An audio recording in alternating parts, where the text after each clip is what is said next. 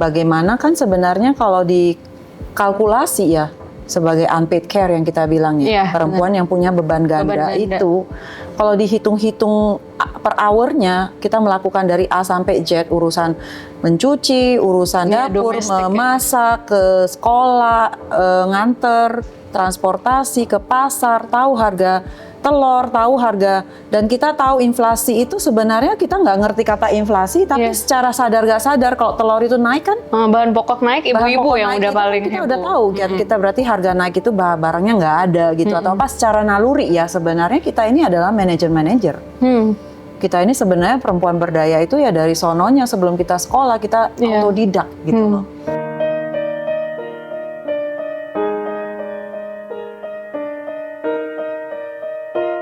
Selamat datang teman-teman Wanita Naraya. Hari ini saya sudah kedatangan tamu spesial. Bisa dilihat background kita yang super seru ini. Di mana lagi kalau bukan di Kementerian Pemberdayaan Perempuan dan Perlindungan Anak Indonesia. Di sini kami sudah sangat menghargai dan juga sangat merasa terhormati bisa berwawancara dengan Bu Veronica Tan. Terima kasih Bu Veronica sudah hadir. Halo teman-teman Naraya. Salam buat perempuan. Halo Zebi, halo. Ngobrol. Ternyata nama Zebi itu susah diinget loh ya. Karena apa? Alfabetnya Z gitu ya. Iya gitu. Nah, sebelum bertanya saya tanya dulu, kenapa namanya Zebi ya? Karena ibu saya pengen punya anak yang namanya unik gitu. Jadi memang sepertinya ya gitu. Jadi Zebi ya. Jadi Zebi. Z gitu. Iya, kalau Bu Veronica kan namanya sangat ini ya, sangat gampang diingat gitu. Tapi zaman-zaman tahun 75 saya lahirnya itu Veronica itu juga sangat langka ya. Kalau sekarang mungkin gak mau diingat karena ada sosok ya. Karena mama saya udah berpikiran jauh waktu itu. Oh iya. Jadi udah punya visi. Benar. Iya, perempuan emang harus kayak gitu sih ya pemikirannya. Ngomong-ngomong nih Bu, kan kita sekarang lagi di Kementerian Pemberdayaan Perempuan kan. Pengen tahu deh, kalau misalnya menurut Bu Vero sendiri itu perempuan Indonesia yang berdaya itu definisinya apa sih? Kalau diomongin perempuan berdaya, menurut saya tuh setelah setahun ya saya coba menelusuri, saya berangkat ke daerah-daerah terpencil, Gorontalo, NTT, saya melihat perempuan-perempuan dan juga belajar dari keluarga juga ya. Sebenarnya kalau kita lihat perempuan itu berdaya itu semacam seperti, kita nggak usah ngomong berdaya karena dari dari awal itu kita itu udah diajarin harus mandiri di dalam rumah, membantu orang tua, hal-hal yang kecil, bagaimana melakukan ketika ada di dalam keluarga, membantu orang tua, mama terutama di dapur, bagaimana belajar ini, belajar itu, seolah-olah kalau dibilang itu ilmu pertama yang kita dapatkan itu adalah dari orang tua, terutama dari mama ya. Bagaimana kan sebenarnya kalau dikalkulasi ya sebagai unpaid care yang kita bilang ya, perempuan yang punya beban ganda itu kalau dihitung-hitung per hournya kita melakukan dari A sampai Z, urusan mencuci, urusan dapur, memasak, ke sekolah, nganter, transportasi, ke pasar, tahu harga telur, tahu harga, dan kita tahu inflasi itu sebenarnya kita nggak ngerti kata inflasi, tapi secara sadar gak sadar kalau telur itu naik kan, bahan pokok naik, ibu-ibu yang udah paling kita udah tahu, kita berarti harga naik itu barangnya nggak ada gitu, atau apa secara naluri ya sebenarnya kita ini adalah manajer. Kita ini sebenarnya perempuan berdaya itu ya dari sononya sebelum kita sekolah kita autodidak gitu loh. Nah ini yang sebenarnya kita lihat selama 1 tahun ini, kenapa perempuan berdaya itu bukan karena kita belajar berdaya, memang dari sononya, mungkin dari culturalnya kita juga, kita itu memang udah hidup maksudnya mampu mandiri dari sononya, cuman ya bagaimanapun tetap accessibility itu yang kita harus angkat, sehingga kita harus menambahkan percaya diri kepada perempuan-perempuan, terutama di daerah-daerah yang ada di luar sana, untuk supaya ya yakin bahwa sebenarnya kita ini mampu dan kita ini bisa mandiri asalkan kita diberikan akses.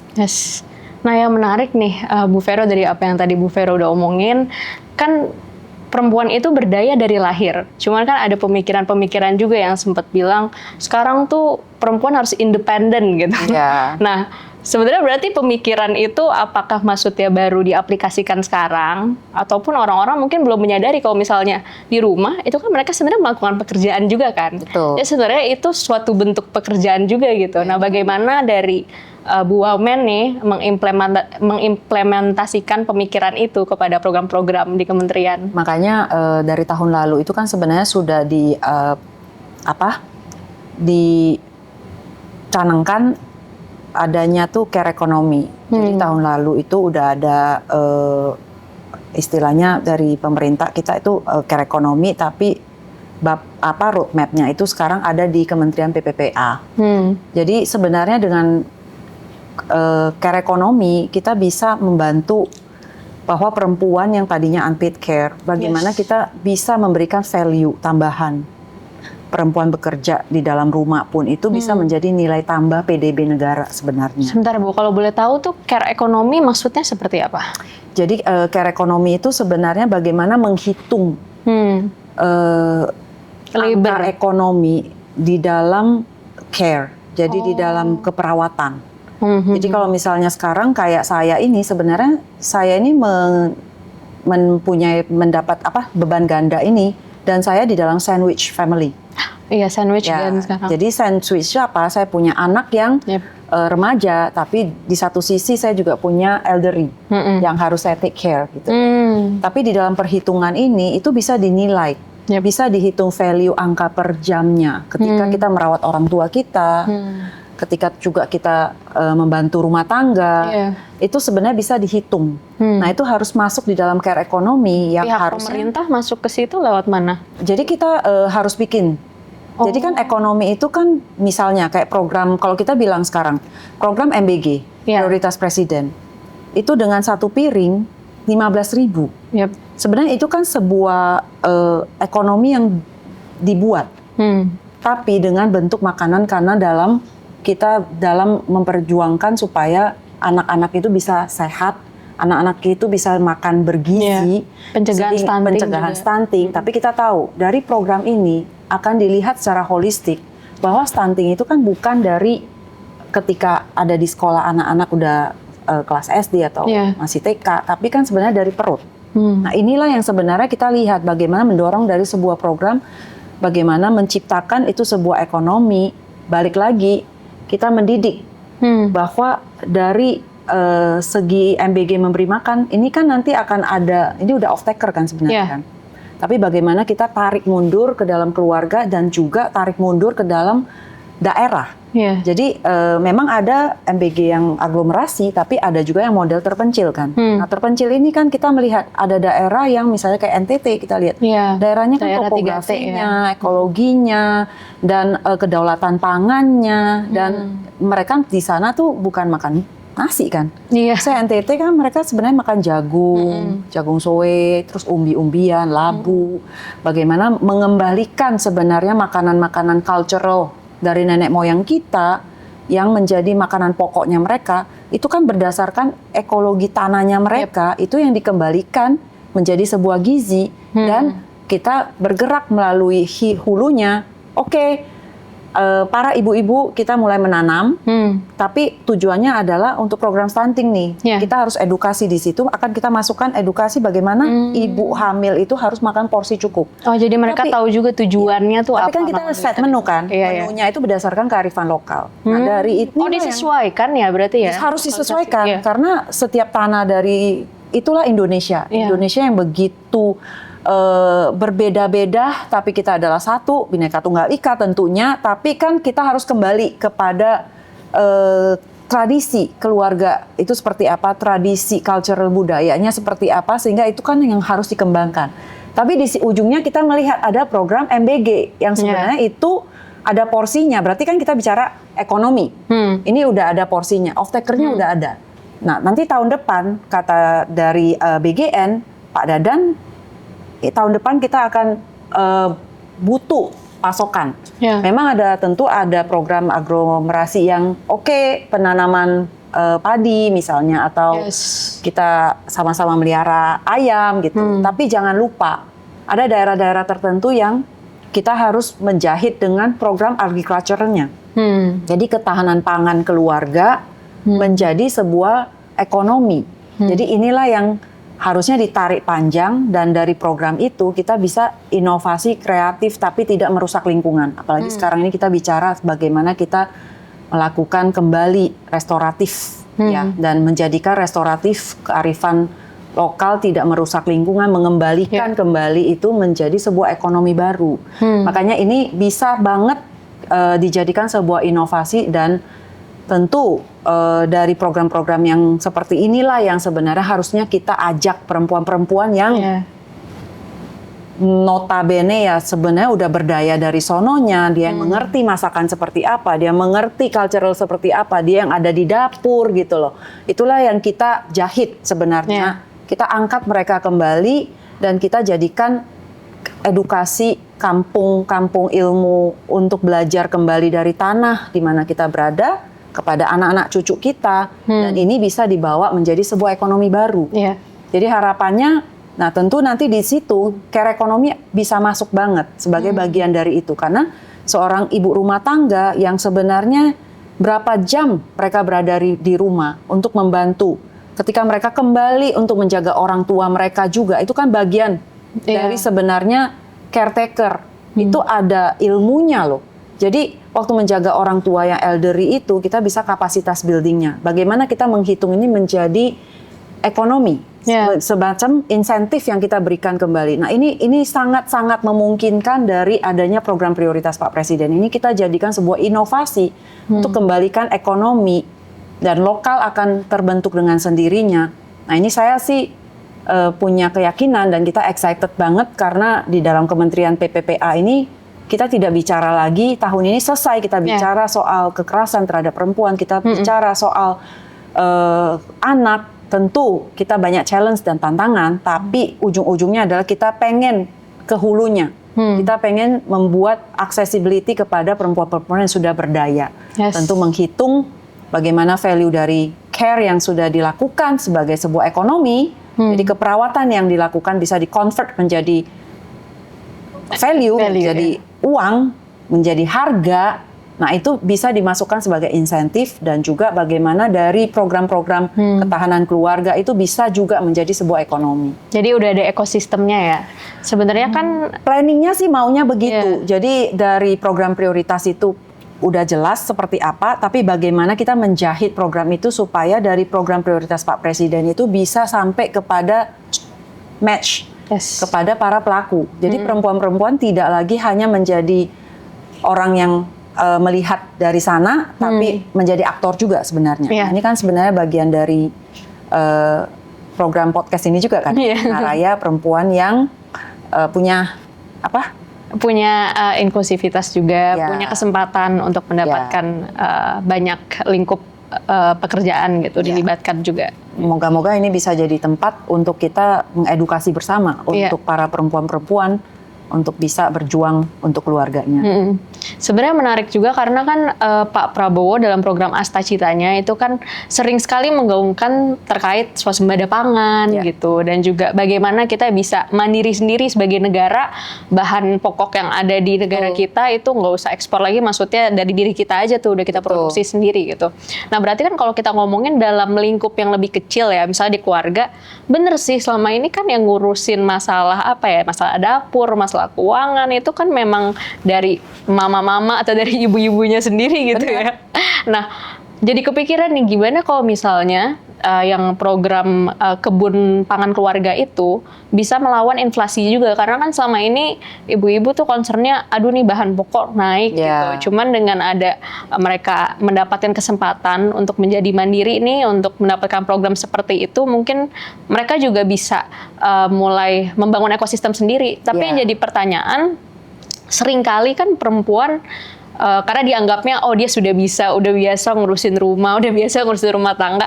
Kalau gitu perempuan aja nih yang handle masalah misalnya pertumbuhan, perkebunan dan lain-lain. Cuman gimana caranya nih biar perempuan tersebut tidak hanya menjadi objek untuk menangkap bebannya, tapi juga memiliki kepemilikan di situ, Nah, justru- kepemilikan program tersebut. Nah, inilah yang harus kita perjuangkan. Jadi kita tidak memperjuangkan ketika menjadi pemadam kebakaran, ketika perempuan sudah kena kasus, baru kita mikirin bagaimana menyelamatkan. Iya. Makanya tahun depan ini programnya kita adalah dari kami sudah pengen supaya yaitu perempuan-perempuan itu bukan cuma penonton, tapi dia ikut terlibat. Tapi balik lagi, mindset itu harus diedukasi. Ya. Karena stigma-stigma yang ada karena patriarki, karena sosial budaya, memang seperti itu menjadi stigma karena kita dilahirkan dan di-insert dan kita dididik seperti itu. Yes. Nah, cara twistnya bagaimana akhirnya perempuan bisa ikut dalam kepemilikan, ya memang mindset itu harus di-swift.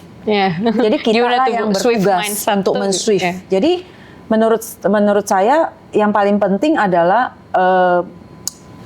kita harus menemukan kunci dan gembok yang sesuai. Artinya ini ada program prioritas yang membuat ekonomi baru.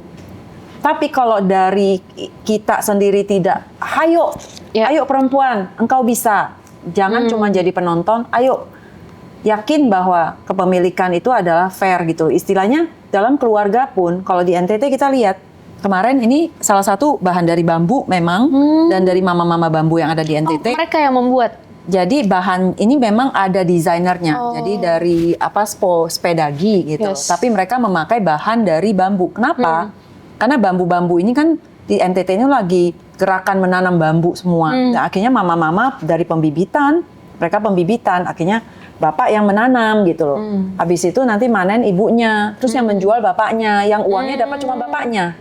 itu Nah, maksudnya. tapi banyak sekali juga kita bukan gini. Sekarang banyak sekali perempuan yang mama-mama yang sebenarnya banyak sekali yang single mom juga. Yes. Jadi mereka yang tadinya tulang rusuk, tapi akhirnya sekarang tulang punggung, tentu ada. Tapi ada juga yang keluarga yang bapaknya belum mengerti bagaimana berekspektasi bahwa satu keluarga itu posisi perempuan dan laki itu harusnya menjadi partnership. Yes. Nah, inilah yang harus didorong. Kalau di perusahaan kan udah ngitung.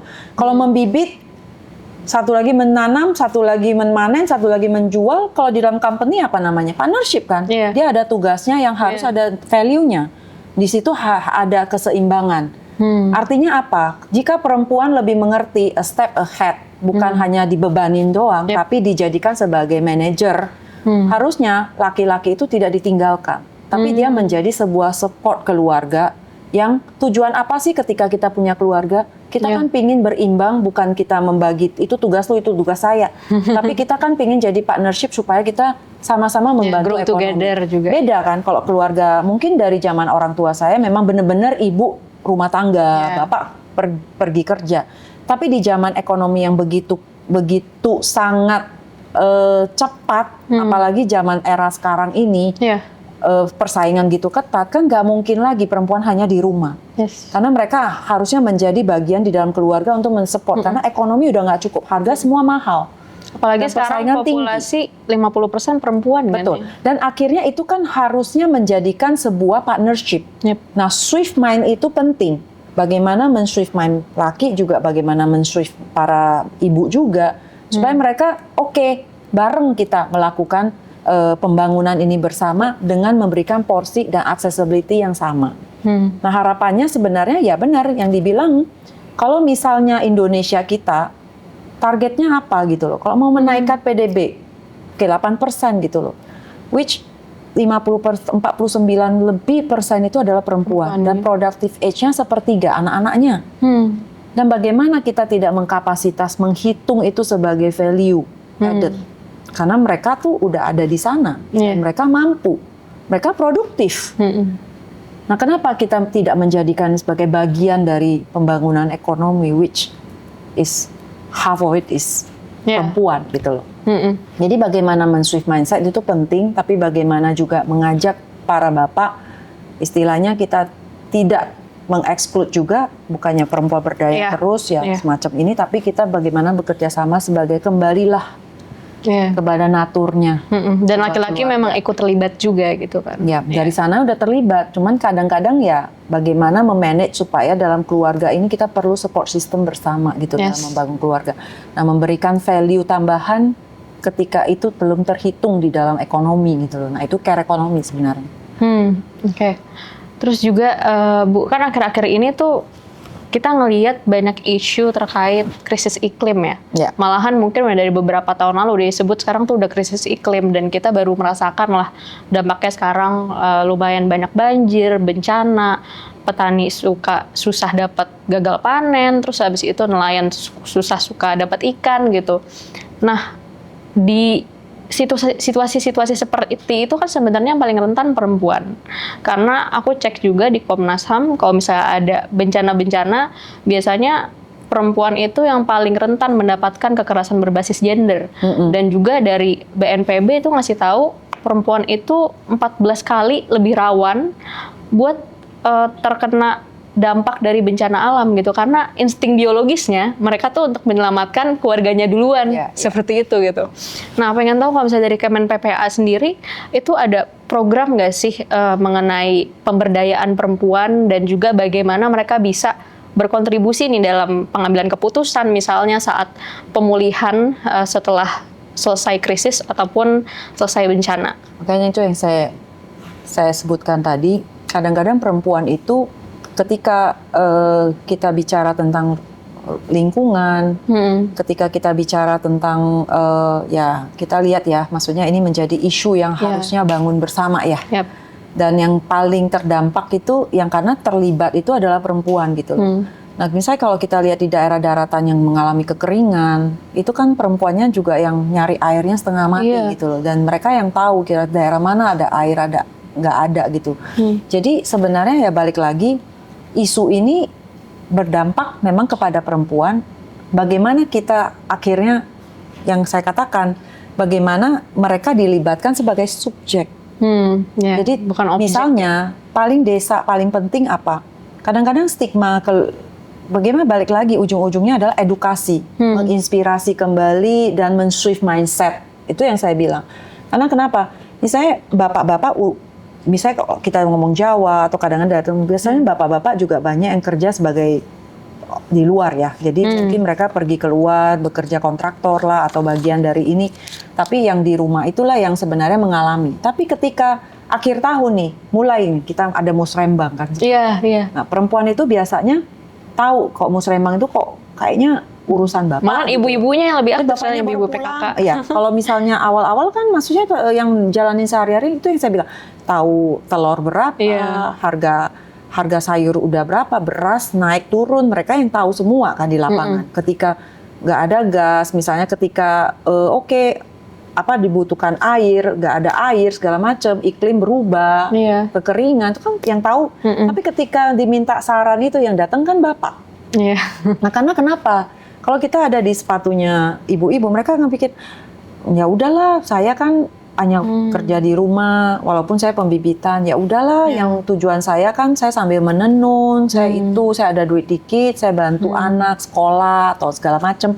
Tapi ketika ada nih masukan musrembang yang harusnya ada bantuan, misalnya pemerintah memplanning tahun depan kita akan membangun apa, kan bapak-bapak yang datang. Nah, karena kenapa? Porsinya ibu itu nggak diajak. Makanya kadang-kadang kenapa kita memperjuangkan gender. Gender itu bukan dipolitisasi, bilang gender. Tapi memang dalam hal tertentu kita perlu afirmatif, keterlibatan perempuan. Jadi kayak musrembang itu harus keterlibatan asosiasi perempuan misalnya. Ada kebijakannya nggak sih Bu? Maksudnya berapa ini persen? Kita balik lagi, kita pengennya tuh sebenarnya semua afirmatif 30%. Jadi mau dimanapun ketika menangani kasus, polisi juga kita minta, kita mendorong dari Kemen PPA 30% dong polwannya, targetnya. Nah, tentu kalau daerah kota-kota kita melihat udah ada partisipasi kayak DPR dan politik segala macam itu kan udah naik ya, maksudnya belasan persen gitu. Tapi belum menyentuh juga sebenarnya. Afirmatif kayak perhutanan sosial yang dibagikan gitu loh. Bagaimana kita memilah data bahwa perempuan yang benar-benar sebagai kepala keluarga itu bisa didata. Karena data itu sangat basic. Data itu pemilahan data perempuan berapa banyak yang menjadi single mom dan berapa sebagai kepala keluarga itu harus didata. Sehingga ketika ada data, bantuan atau misalnya kita planning pun kita berdasarkan data yang ada. Berarti bisa mendapatkan bantuan lebih dari pemerintah lah ya. Nah, ini yang kita dorong supaya afirmatif itu ada supaya para istilahnya stakeholder yang bekerja ataupun dari kementerian lembaga kita memastikan PUG-nya masuk, jadi pengarustamaan gendernya itu masuk supaya perempuan itu dilirik gitu loh sebagai bagian dari pembangunan. Karena kan kalau bilang asta cita 4-nya Pak Presiden kan itu no one left behind. Yes. Itu harus inklusif dari benar-benar dari perut sampai orang tua sampai yang difabel itu harus masuk. Artinya apa? Tidak ada yang tertinggal dan harus terlibat. Dan which kita lihat memang perempuan itu sudah berdaya kan.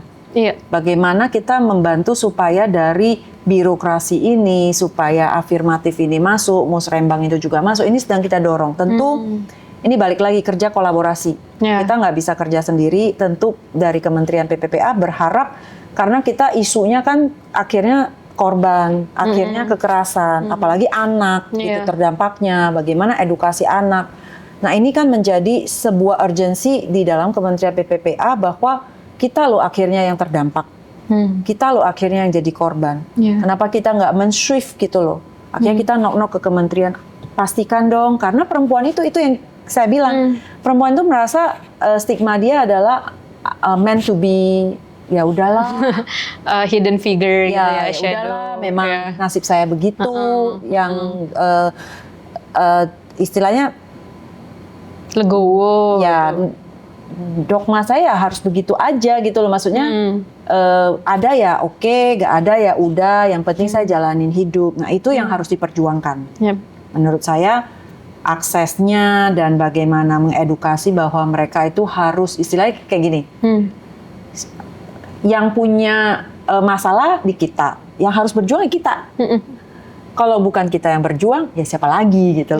Jadi kita harus melatih ibu-ibu kita atau mama-mama kita harus berjuang seperti itu gitu loh. Apalagi di tengah begitu berubahnya dunia dan juga lingkungan yang sudah berubah, kita harus lebih urgensi ya, maksudnya untuk melakukan pendobrakan dan shift mindset ini. Gitu. Ya karena kan terkadang kalau untuk perempuan ya Bu, aku ngelihat challenge-nya tuh untuk bersuara aja tuh terkadang menjadi challenge gitu, karena nggak terbiasa dilibatkan kan. Nggak terbiasa dan nggak membiasakan diri dan nggak merasa perlu kadang. Even udah jadi korban tuh kadang-kadang merasa ya malahan ya data maksudnya pelaporan korban aja itu lumayan sekarang. Jadi tahun ini karena ada gerakan juga dari polisi, ada speak up, rise and speak kan sebenarnya kan dari programnya, terus dari Kementerian PPA juga ada MOU juga dengan itu bagaimana penanganan kasus. Kita punya Sapa 129 yang sedang kita kerjakan bagaimana menjadi sebuah sistem integrasi yang berperspektif pada korban. Jadi jangan waktu call lagi korban itu harus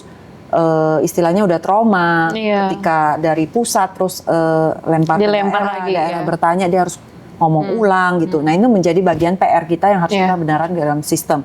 Tapi Rise and Speak itu sudah dicanangkan dari Polri dan juga dengan PPA kita sedang mengintegrasi bagaimana membuat satu sistem ekosistem yang berisu kepada berperspektif kepada korban kan. Penanganan korban kan sampai rehabilitasi sampai trauma dan juga punishment maksimum kepada pelaku-pelaku terutama kepada anak-anak dan perempuan ya, terutama dalam kekerasan seksual dan segala macam. Ini menjadi PR kita dan kita sedang memperkuat sistem ini. Tapi balik lagi bukan ini yang di sini yang harus kita kerjakan terus gitu loh. Bagaimana kita berjuang harus untuk dari kedepannya hulunya juga. Ya, harus dari hulunya yang sangat penting untuk kita mendidik dan istilahnya bukan mendidik lah ya. Maksud saya didikan itu kan bukan soal ada di sekolah atau apa, tapi bagaimana men-shift mindset itu karena merubah pola pikiran agar bisa lebih maju.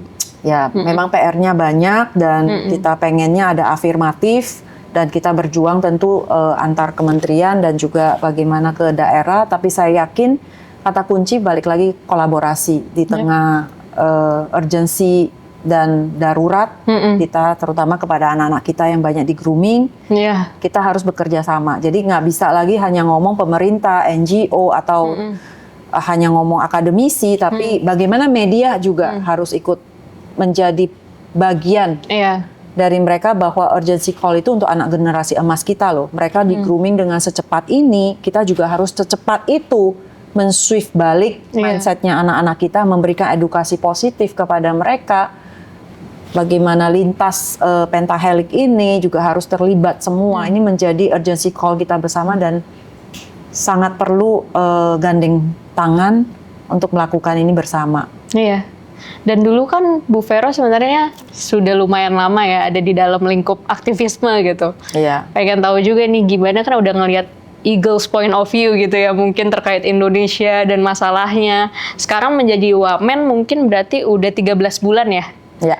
Terus apakah Bu Vero merasakan sendiri, oh ternyata cukup kebantu juga nih, bisa bantu lebih banyak orang, ataupun ternyata banyak masalah-masalah yang tidak diperkirakan gitu. Banyak baju yang saya pakai, pernah jadi aktivis, pernah di pemerintah daerah, Bahkan sekarang di ketua Ibu pemerintah PKK pun juga pernah. sekarang di pemerintah pusat. Tapi balik lagi, yang paling penting adalah kita men-shift mindset kita sih. Apa sih yang sebenarnya kita lakukan? Ya. Apakah kita hanya birokrasi perspektif atau administrasi perspektif atau kita benar-benar people perspektif? Jadi ketika kita men-shift ini, hati kita dulu yang kita ketok. Jadi saya selalu memakai satu kalimat yang karena kan memang kerjaan saya juga nggak tahu ini menjadi kerjaan passion karena saya terbiasa seperti itu atau memang calling atau suka. Atau saya juga kadang-kadang nggak bisa mendapatkan apa ya, kayak memang istilahnya saya kok merasa selama 20 tahun ini mungkin tadinya terpaksa, terdorong, terus terbiasa nih. Artinya memang 20 tahun ini hidup saya di sosial sih. Jadi dari selesai sekolah, terus menikah, terus pelayanan di gereja, terus akhirnya masuk pemerintahan, terus jadi ibu PKK. Itu kan semua aktif di dalam bagaimana pemberdayaan komunitas dan terutama kepada perempuan dan anak kan. Jadi akhirnya balik lagi, ketika kita ada di posisi manapun, one day kita juga akan balik menjadi orang biasa. Jadi naik dan turun itu adalah pengalaman dalam hidup gitu loh. Apa yang kita petik dari sana gitu. Jadi saya selalu belajar sesuatu, kembalikan dulu apa yang engkau mau orang lakukan terhadap kamu, lakukanlah itu terhadap orang lain. Jadi kita basic dari situ dulu. Kedua, kalau kita anggap anak-anak yang ada itu adalah, bukan anggap ya, kalau suatu saat yang terjadi itu adalah orang paling dekat kita. Anak-anak kita, orang tua kita, teman-temannya kita, teman terdekat kita, apa yang harus kita lakukan? Balik lagi, jadi mindset itu harus kita yang swift, kita yang pilih gitu loh. Dari situlah baru kita pikirkan solusi apa yang harus kita lakukan. Ketika kita ada sebagai aktivis, porsi kita lebih kecil, apa yang kita lakukan? Karena sekecil apapun ketika kita berkontribusi, kita akan tetap memberikan dampak, cuman dampaknya kecil. Tapi ketika kita ada di pemerintahan, apa dampak yang kita berikan? Kita bisa lebih banyak, kita bisa lebih besar, karena kita bisa berkolaborasi, kita punya jaringan lebih besar. Apa yang kita lakukan? Tapi balik lagi, kalau kita punya visi yang sama, hati yang sama, saya yakin semua orang akan bergerak bersama. Dan tidak pernah akan ada istilahnya satu crash. Kalau kita punya perspektif yang sama, akan crash kalau memang kita punya kepentingan yang berbeda. Tapi kan challenge-nya biasanya di situ ya, Bu. Gimana cara yang menyamakan Tapi visi? bagaimana, tentu balik lagi, bagaimana cara kita bertata bahasa, bagaimana kita bertata krama, bagaimana sebagai orang Indonesia bahwa kita tidak bisa membawa itu dengan sesuatu itu komunikasi. Jadi membangun komunikasi itu perlu punya etika. Jadi ini yang kita carikan solusi. Sehingga dari bahasa yang enak, kita akan gampang untuk komunikasi. Dan ketika kita udah tune in dalam berkomunikasi, tentu itu akan membawakan dampak lebih dan lebih cepat. Jadi bagaimana membahasakannya, bagaimana kita bergerak bersama, bagaimana kita mengajak, bagaimana kita membuat satu perspektif yang sama, itu perlu langkah-langkah tentu. Tapi ujungnya adalah kalau kita punya tujuan yang sama untuk membangun anak generasi emas, dan kita punya perspektif, karena kita tahu sebenarnya dari Kabinet Merah Putih ini sangat into perspektif bahwa kita benar-benar perlu kolaborasi untuk membangun anak generasi emas ini. Di bawah pemerintahan Pak Prabowo tentu sama Pak Gibran. Tapi balik lagi kata kunci dan semangat dan gak pernah lelah itu menjadi poin penting untuk kita bisa berkolaborasi. PR banyak dan harapin juga dari Zebi ikut juga kita bisa menjadikan gerakan bersama untuk membangun ya istilahnya memberikan motivasi-motivasi ya terutama kepada perempuan dan anak. Ya. Dan juga Bu sebenarnya kalau masih kita bicara tentang tantangan ya, sebenarnya kan kita bicara mengenai perempuan yang mana yang kita bahas. Kalau misalnya kita bahas terkait perempuan daerah, perempuan-perempuan yang hidup di daerah ataupun perempuan yang hidup di kota itu kan pasti challenges-nya beda. Bagaimana Ibu menanggapi tantangan-tantangan tersebut? Makanya kita harus memakai sepatunya mereka. Jadi kata kunci ya memang saat ini ya lihat anak-anak yang strawberry. Strawberry kita generation. melihat perempuan-perempuan dari setiap daerah yang berbeda. Kita harus men-swift, balik lagi aku selalu katakan, kepala kita ke sepatunya mereka. Kalau kita pakai sepatunya mereka, lihat dari sisinya mereka, kenapa mereka begitu. Kalau anak kita lihat, kenapa dia begitu strawberry. Karena terlalu banyak akses ketika mereka masih bertumbuh, mereka belum stable, mereka masih istilahnya mental growing, masih butuh sebenarnya afirmatif, pendidikan, guidance. Mereka udah terpapar media sosial, yang di mana-mana beritanya adalah berita sensasi, dan yang dilihat berdasarkan algoritma yang dia lihat. Sama perempuan juga sama. Ketika kita tidak melihat kenapa mereka bisa begini, kenapa mereka dari sekarang kita bicara soal kekerasan, 30 tahun kemudian juga tetap sama gitu. Jadi perspektifnya mereka kenapa? Ketika kita tahu penyakitnya, baru kita bisa cari dokter yang tepat. Tapi kan berarti kita harus masuk ke dalam sepatunya mereka untuk tahu melihat pain point-nya dulu mereka gitu ya. di situ kenapa begini, alasannya kenapa terjadi seperti itu. Karena ujungnya kan mereka ekonomi. Ekonomi nggak cukup, anak banyak, terus anaknya dipaksa nikah muda untuk mengurangi beban. Anak yang masih remaja juga kerja serabutan. Dan ibunya biasanya decision maker-nya ya. Iya. Dan tentu daerah yang mungkin agak terpencil, logistiknya juga agak susah. Mau akses saja susah gitu. Nah, jadi kita lihat dari berbagai topografi daerah itulah yang harusnya membuat kita mencari solusinya. Nah, cara-cara seperti itu hanya bisa dilakukan ketika balik lagi secara psikologi kita harus belajar dari sepatunya mereka untuk mencarikan solusi dan menjahit program-program prioritas itu, karena ujungnya program prioritas itu adalah balik lagi membuat ekonomi baru, ekonomi di lokal kita sendiri. Jadi nanti kalau misalnya kita bilang pangan lokal pun kan misalnya kayak Maluku Utara lah, kayak NTT itu kan masih import, apalagi Papua. Tapi bagaimana mengembalikan potensi budaya lokalnya dan menjadikan lokal itu ekonomi sehingga ketika mereka growing, ya udah mereka punya ekonomi di situ-situ aja gitu loh. Jadi program-program yang seperti ini yang kita harus lihat di mana yang solusi yang bisa kita lakukan supaya programnya itu sampai ekonomi gitu. Nah, balik lagi harus ada afirmasi dari pemerintah. Misalnya kalau kita ngomong NTT, bagaimana misalnya mereka udah menanam bambu. Bambu itu kan harus jadikan ekonomi. Dan sebenarnya bambu itu kan restoratif. Mengembalikan tanah dan mereka ada 30% menyimpan air. Dan dari bambu itu sendiri kan dari mulai akar sampai daunnya itu bisa dipakai. Mereka lagi ya tentu balik lagi nanti teknologi masuk, bagaimana membuat. Ya makanya Ibu sempat bilang kolaborasi juga ya. Betul. Tapi afirmatif pemerintah harus membuat dalam daerah NTT atau sekelilingnya afirmatif harus bangunan itu misalnya dapur SPPG lah misalnya harus 50% bahannya itu bambu. Berarti kan ini kan tinggal bagaimana kita bikin regulasi-regulasi antar daerah itu supaya ini bisa menjadikan sebuah ekonomi buat mereka gitu loh. Sehingga ketika mereka nanam bisa dibeli karena dari ujung akarnya sampai daunnya itu bisa dipakai untuk mengolah bahan dan juga bisa menjadi sebuah arsitektur.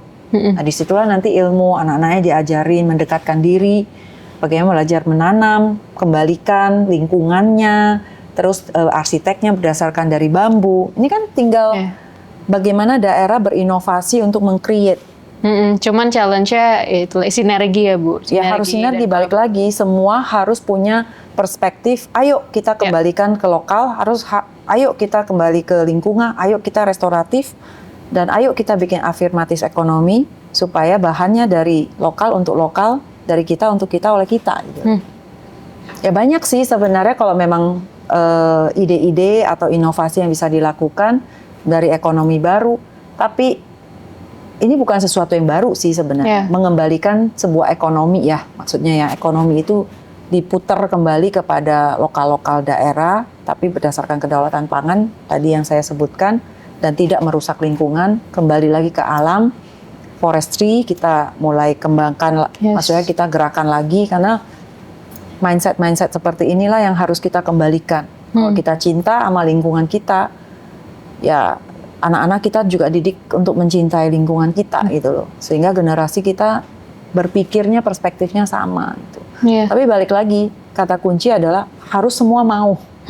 Harus semua bergerak bersama dan harus semua punya hati yang oke, ini Indonesia punya kita, anak-anak juga anak-anak kita semua, dan kita juga meninggal di sini. Ya kalau bukan kita siapa lagi gitu. Kalau contoh konkret ada nggak Bu? Maksudnya misalnya contoh Ibu turun ke lapangan, terus melihat pengimplementasian program, habis itu merasa tersentuh juga kalau misalnya ternyata wah perempuan tuh bisa sampai segini potensialnya, dan bikin Ibu yakin kalau misalnya ternyata tugas yang selama ini dikerjakan itu tidak sia-sia gitu. Kita lihat aja banyak sekali kalau di Jawa itu pembatik. Pembatik aja udah lama-lama bakal hilang. Karena kenapa? Batik dari ibu-ibu Jawa itu yang kita bilang udah dari nenek kita, yang bisa begitu detail. Kalau kita lihat sekarang berkembangnya kan batiknya udah gambarnya gede-gede. Ada yang udah batik modern. Nah, bagaimana itu kenapa nggak diteruskan karena dianggap tidak ada ekonominya. Padahal kalau misalnya mamanya membatik, anaknya disekolahkan dengan tinggi, tapi kembali lagi ke daerahnya si anak ini ya bisa mengembangkan usahanya. Tapi bagaimana balik lagi pemerintah mensupport di dalam branding, packagingnya, memperkenalkan. Brandingnya itu kan mahal. Nah kita banyak melihat kok hasil-hasil dari pembatik-pembatik dan kita gimana mengembalikannya. Hasil nyata kita ke NTT lihat nenek yang benar-benar mengajarkan anak 5 SD-nya itu perempuan, tapi bahwa waktu saya ngobrol neneknya bilang, cucu saya kelas 5 SD udah saya ajarin menenun dari serat-serat alam. Jadi kalau yang warnanya agak merah-merah itu berarti kan dia pakai alat-alat warna-warna ini ya, maksudnya alami. Bukan alami, tapi kalau kita lihat yang warna-warna tanah gitu kan itu kan semua alami yang dipakai. Tapi itu diajarkan ke anak 5 SD. Artinya apa? Ada regenerasi, tapi ini tidak di packaging jadi sebuah ekonomi. Bahwa ini satu value yang itu usaha legacy, juga, usaha, dan cuman NTT dan cuman daerah timur loh yang punya dengan berbagai. Tapi kan bagaimana kita preserve ini dan kembalikan ini dan menjadikan ekonomi supaya diterusin anak-anaknya gitu loh. Nah itu kan tujuan kita, dengan teknologi kita bisa bantu branding, pemerintah bisa bantu masuk, perkenalkan, kita bisa lewat tourism, kita bisa lewat ekonomi kreatif. Nah balik lagi kalau touch ke daerah ya kita melihat begitu luar biasa sebenarnya kearifan lokal, unik-unik ya cara-cara perempuan-perempuan itu menenun, membatik. Kalau kita mikir itu mereka nggak perlu gambar, mereka benar-benar by nature itu bisa menjadi seekor ayam di kain, kuda tanpa harus digambar. Itu kan sebenarnya natural natural capacity ya, maksud aku bilang dia orang punya skill yang bisa ditulis pun susah. Tapi kita bisa menuliskan gitu loh dan bisa meneruskan asalkan kita sama-sama menjaga. Nah kita harap semoga makin banyak yang diteruskan regenerasi seperti itu ya, dan juga gimana pemerintah juga. Saya yakin kalau kita lakukan balik lagi sama-sama menjaga dan sama-sama melestarikan budaya kita yang banyak, ribuan, tapi kita harus balik lagi. Kita harus sama-sama menjaga dan mengembangkan ini menjadi ekonomi. Dan ya, kembalikanlah ekonomi kepada perempuan ya. Yang memang di sanalah mereka sudah ada. Iya. Sebenarnya dari lahir sudah berdaya ya. Yes. Terakhir mungkin Bu, kan kita udah dapat banyak banget insight juga dan jadi tahu ya sekarang situasi asli di Indonesia itu seperti apa. Juga makin yakin kalau misalnya peran perempuan itu lebih besar daripada apa yang ada di pikiran masyarakat mungkin yang belum memiliki swift mindset.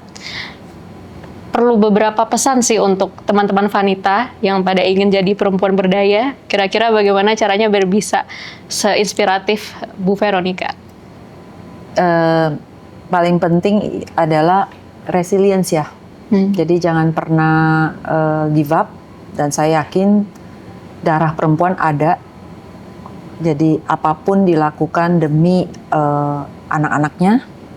Dan juga tetap tabah, kita sedang berusaha untuk bisa bangun bersama dan memberikan akses kepada para perempuan untuk bisa muncul sebagai perempuan berdaya. Siap, terima kasih banyak Bu Vero atas waktunya. Teman-teman wanita, terima kasih sudah menonton sampai akhir. Jangan lupa follow, like, dan subscribe untuk melihat episode-episode berikutnya. Terima kasih.